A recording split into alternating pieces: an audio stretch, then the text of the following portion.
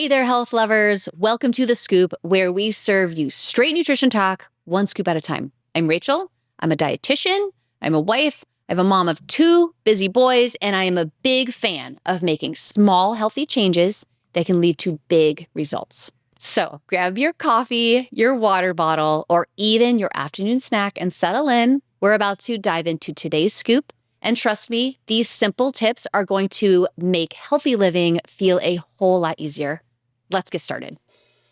Any and all opinions and views shared by hosts and guests on this podcast are the speaker's own and do not represent the views of Live It Up or its affiliates or parent company.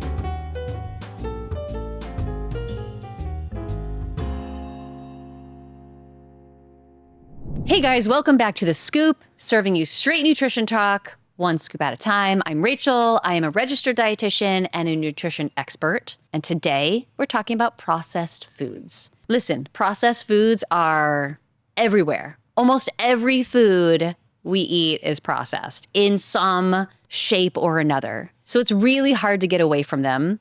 Do we need to be concerned? Is this something that you should be reducing? There are different levels. Let's talk about it. When we talk about processed foods, we're talking about a wide array of foods at all different levels of processing. The definition of processed food is any food that's changed from its natural state. This can include things like washing something. So the greens that you got at the grocery store that says triple washed, they're processed. Milling. So flour, obviously, is ground from the whole grain into flour. That's milling. Cutting. So if you get cut fruit to help expedite your nighttime routine when it comes to making dinner and you want to buy pre-cut vegetables, they're processed because they were cut. It can also mean things like heating something, dehydrating something, mixing it, or packaging it. So as you can see, there are a lot of foods that go through this. There's a lot of levels to it. So let's break it down. What do we actually have to be concerned about? Do we have to be concerned? Minimally processed foods are only slightly altered. These can be things like frozen vegetables or certain cheeses, milk, rolled oats, washed and packaged berries, canned or packaged tuna, roasted nuts. That's a minimal amount of processing for these. The next level is adding ingredients for flavor and texture. So things like sweeteners or spices or oils and maybe some preservatives might be added at this level of processing. This is actually done to help make the food a little bit more durable, maybe a tad more shelf stable. This level is done for things like salad dressing or pasta sauce or yogurt. And then there's more processed, which is ready to eat foods like crackers and chips. And maybe they have minimal ingredients, but they are still, packaged. Think about this level as things that you could make yourself, but you aren't. Like you could technically make some crackers at home, but are you? Some people do. Good for them. You could technically make chips at home, but do you? Nah, maybe not that often, but you could. So there are a certain level that you could make at home, but maybe you aren't. Now, these have a bit more nutrition than ultra processed foods. So let's talk about what ultra processed foods are. These are the ones that usually have many added ingredients and food additives and are very shelf stable due to all the preservatives. And these go through several stages of processing. You can normally eat them with very little prep.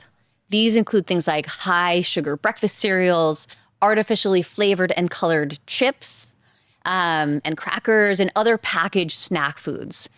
Also included in this are sodas and other sugary beverages, energy drinks, chicken nuggets, hot dogs, deli meats. There are levels to processing. And there's even levels within levels. So if you think about plain yogurt, that is very minimally processed. But yogurt with a lot of added sugar and toppings, that is a lot more processed.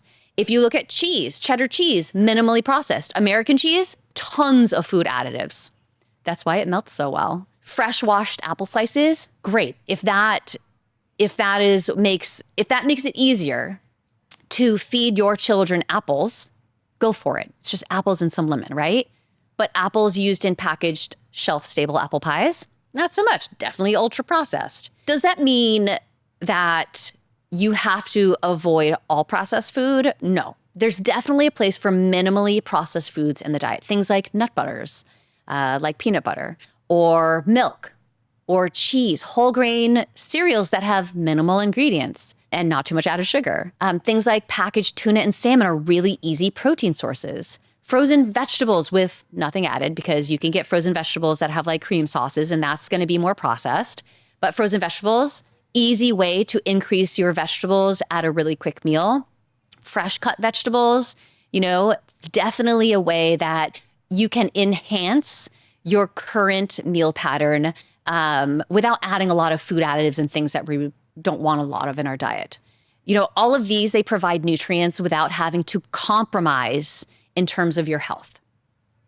I mean, if you think about it, like pasta sauces, salad dressings, 100%. You can absolutely use these. These are processed. You could make them at home. There are better choices within each category, but they have a place in your diet.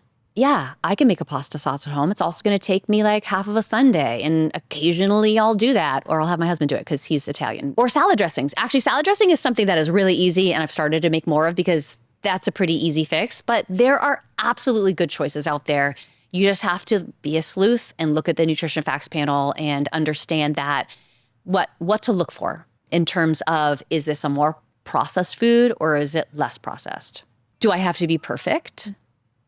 You don't. Processed foods certainly are not the best. They shouldn't make up the bottom line of our diet. But do I have chips and candy in the house? Yes, I do. Do my kids have chicken nuggets occasionally? Yes, they do. Because I personally and firmly in the stance of moderation, and that 80% of the time, our diet is full of whole foods and fruits and vegetables and lean proteins and healthy fats. And then 20% of the time, there might be a chicken nugget in there. And my kids like to eat chips. Gosh, I like to eat chips. Everything can be fit in terms of a balanced diet. What we want to do is make sure that we are sprinkling these processed foods in to make eating fun, to allow you to have some of that pleasure. You don't want them to be the basis of your diet. Also, if you think about it with kids, if you take away too much, they're more likely to overeat those foods when they're given the chance. Think about it this way. If you tell yourself as a New Year's resolution that you are not allowed to have chocolate, what's the only food that you can think about then? Chocolate. Like, it's all you're going to think about. I really want some chocolate. I want it. And you have this internal argument in your head, right? I want chocolate. No, you're not allowed to have chocolate. You said you weren't going to eat it, but I really want chocolate. And you know who always wins? The I want some chocolate. When we restrict too much for our kids, they then want that food even more. We have to teach them how to eat these foods in the house, in moderation, in conjunction with a balanced diet, so that they know how to responsibly eat outside of the house. As a parent, that's what you want to think about. How do I set my child up to have the foundation of a healthy diet, but to also understand that there is a place for most foods, as long as those foods don't become the biggest part of their diet, and teach them how to eat that way. Let's back up a little bit. Why are processed foods villainized in the first place? So research has shown potential links between a diet high in ultra-processed foods and an increased risk of chronic disease. And the sad thing is, processed foods make up about 57% of an adult diet and 67% of a kid's diet. 67%. Our kids are eating 2/3 of their diet from processed foods. Just think about that. Now, it's easy to overconsume processed foods because manufacturers make them tasty and easy.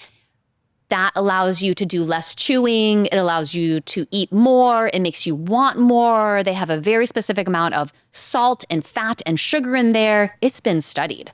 There is science behind making a food that you will not want to stop. I mean, Pringles, once you pop, you can't stop. They literally have that in their tagline. And it is so true. A lot of people think about food as just food. Like, all we need is calories to survive. Like, food is just calories.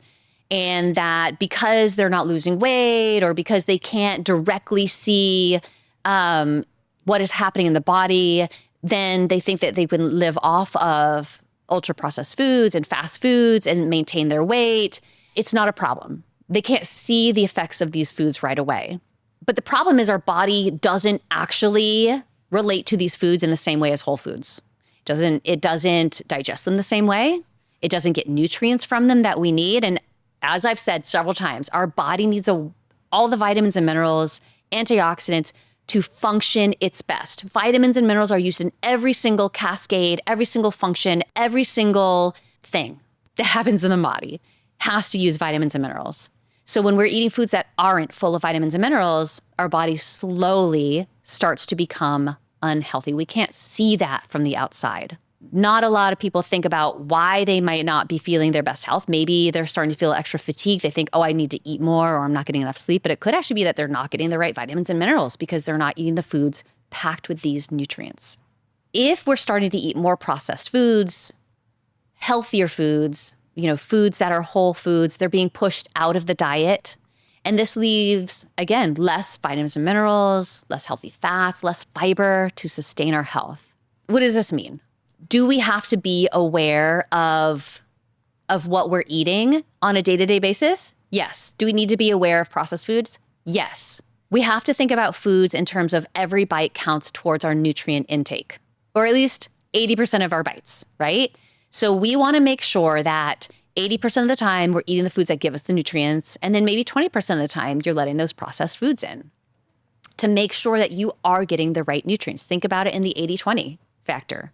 For kids, they actually need so many nutrients and they're growing so fast that they have even less room in their diet for processed foods. Every bite counts. And not all calories are created equal, right? You could eat a bite of, what could you eat a bite of? A fast food taco, or you could eat a bite of like a steak that you made at home, and they're different. There are less preservatives, there are less food additives in the steak. It's going to affect your body differently. So what can you do? The first thing you want to make sure that you do is be a label sleuth. Look for food additives. Look for artificial colors and sugars. I don't necessarily want to say that you have to avoid a long list of ingredients or like chemical sounding names, and that doesn't necessarily mean it's really processed, because some of these are actually, like, some of those long words you see are actually fine. We just don't see the name that often, so we assume that it's a bad food, but maybe it's just a regular ingredient. That's not a big deal. But you do want to be aware that in general, the longer the list and the more difficult to pronounce things, it might be more processed. Watch out for things like BHT, artificial colors, sodium bromate, propyl gallate. These are all things that could potentially be not good for our health. You also want to be aware of too much added sodium, too much sugar. Even in minimally processed foods, it's going to be really important to think about what else is in your food. It's not about like taking the foods out completely. And honestly, you can tell which are the most processed foods by looking at them. You can tell. Does it grow on a tree? No.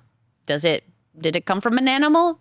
No. Like, you can tell which ones are more processed and which ones aren't. The goal is to choose whole foods most often. Some of the time you add in some processed foods. Maybe some are ultra processed. As long as they don't make up a large portion of your diet, you're likely going to be okay. Let's talk about what micro habit could work for you. Again, small changes, build upon them. Here are little things that you could consider. So you could find alternatives. So ultra processed chips like Takis could be swapped for less processed chips like tortilla chips or popcorn. Popcorn's not chips, but it's a snack food. You could eat ultra processed foods alongside whole foods. So instead of having just chips for a snack, you have it with whole fruit and nuts. Maybe, some hummus and carrots. Hummus is going to be a processed food, but a little less processed. So when you combine complex carbs plus healthy fat plus a bit of protein with that ultra processed food, you're going to be more satisfied. And it's going to help you not go back for seconds right away. And that's going to be a really important part of this. Processed foods, they leave you feeling hungry. They don't leave you feeling satisfied. It doesn't feel like you've had a full meal. You become hungry sooner. So when you want them, pair them with whole foods, because then you will have that satisfaction and you will have a little bit more staying power to get to your next meal. The next tip is to take it out of the bag. Don't just take the bag of chips with you. That's just asking for trouble. So take out what you want out of the bag, roll that bag back up, clip it, put it back in the cabinet, and be aware to take something else with it. So, whatever you're going to have, just make sure that you don't have access to all of it in that moment. And it'll also help you be a little bit more mindful and intentional about what you're eating.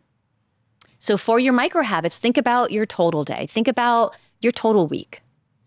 Do you eat out often at fast food places? Do you get a lot of processed foods when you go grocery shopping? Are there certain places that you can make a small impact? Do it slowly. Taking processed foods out is difficult. And again, you don't have to take them all out. Keep the ones in that are the most beneficial to you or you get the most satisfaction out of. Just make sure you have them 80-20, 20% of the time, and you'll be doing a great job. So if you have questions about processed foods or you want to bounce back and forth some ideas for how you can start changing your diet, let me know, comment, and hopefully you'll be taking a step to feeling better about what your total diet is.